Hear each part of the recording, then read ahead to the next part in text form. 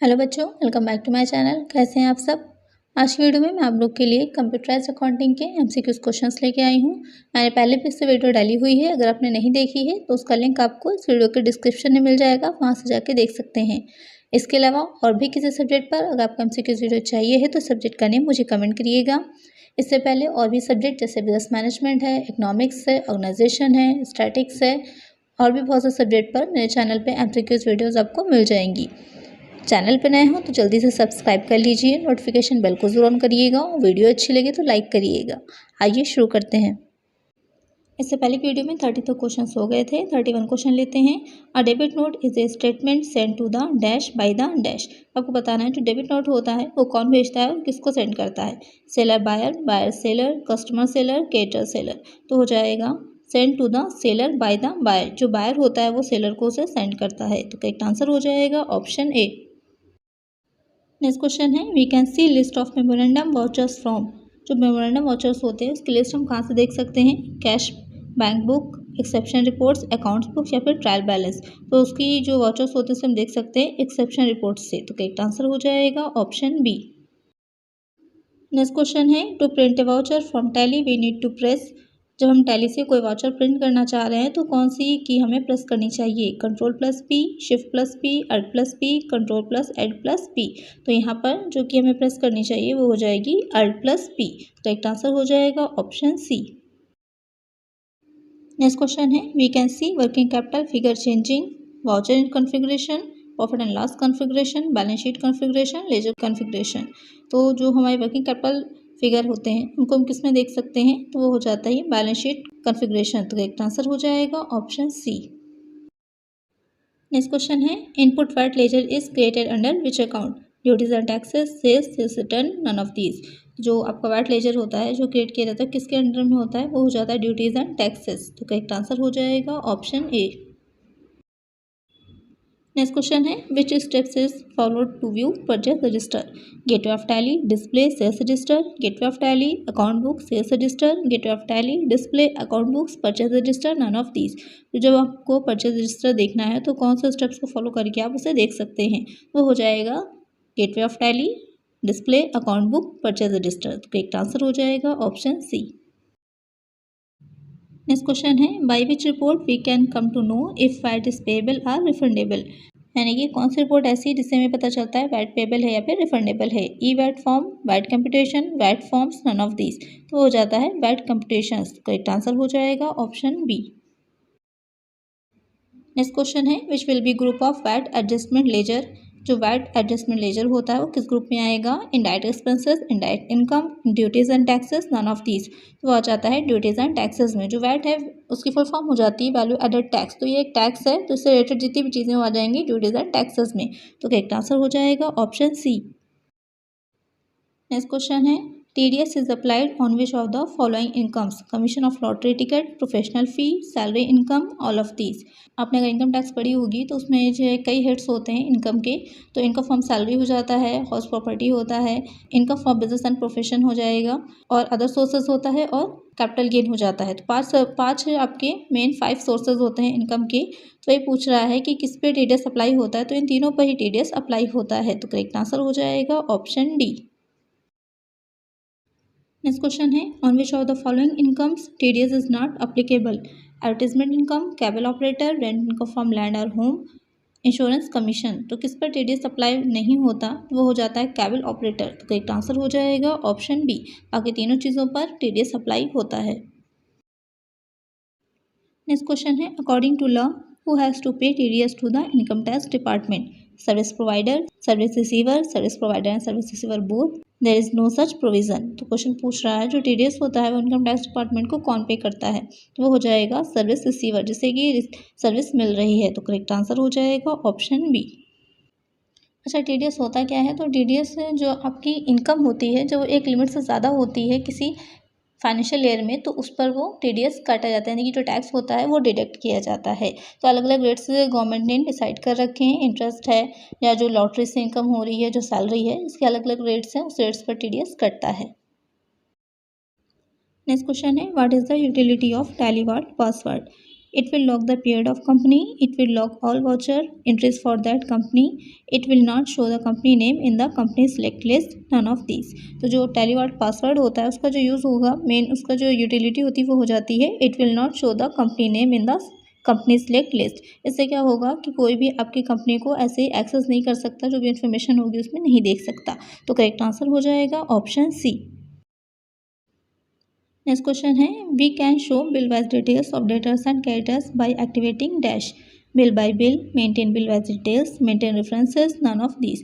तो टैली में कुछ ऑप्शंस होते हैं जिसको आप अगर डिसेबल कर दें या एक्टिवेट कर दें तो उसके अकॉर्डिंग ही आप अपने उसमें कस्टमाइज़ कर सकते हैं। तो यहाँ पर आपसे पूछ रहा है कि अगर डेटर्स एंड क्रेडिटर्स की आपको बिल वाइज डिटेल देखनी है तो क्या आपको एक्टिवेट करना होगा, तो वो हो जाएगा maintain bill wise details. Correct answer हो जाएगा ऑप्शन बी। नेक्स्ट क्वेश्चन है multiple godowns are activated from F11, F11, F1, F11, F2, F11 and F3। तो जो मल्टीपल गोडाउन्स होंगे वो एक्टिवेट कैसे होंगे F11 एंड F2 से। तो करेक्ट आंसर हो जाएगा ऑप्शन सी। नेक्स्ट क्वेश्चन है in Tally there are predefined ledgers. जो टैली होता है उसमें कितने प्री डिफाइंड लेजर्स होते हैं 1, 3, 2, 4। तो वो हो जाएगा 2। फर्स्ट हो जाता है कैश और सेकंड हो जाता है प्रॉफिट एंड लॉस अकाउंट। तो करेक्ट आंसर हो जाएगा ऑप्शन सी। इसे आप डिलीट नहीं कर सकते लेकिन आप इसे मॉडिफाई कर सकते हैं। नेक्स्ट क्वेश्चन है the shortcut key to quit from Tally is Ctrl+L, Ctrl+P, Ctrl+M, Ctrl+Q। तो टैली से क्विट करने की शॉर्टकट की है वो हो जाएगी Ctrl+Q। तो करेक्ट आंसर हो जाएगा ऑप्शन डी। नेक्स्ट क्वेश्चन है which of the following is used for voucher entry, ledger account, group, sub group, depends on number of companies. Voucher entry के लिए क्या चीज़ यूज़ की जाती है, तो वो हो जाता है लेजर अकाउंट। करेक्ट आंसर होगा ऑप्शन ए। सबसे पहले क्या होता है इसमें जो टैली होती है उसमें सबसे पहले लेजर ही बनाया जाता है। नेक्स्ट क्वेश्चन है which of the following user type can view audit list, TallyVault, owner, data entry, administrator.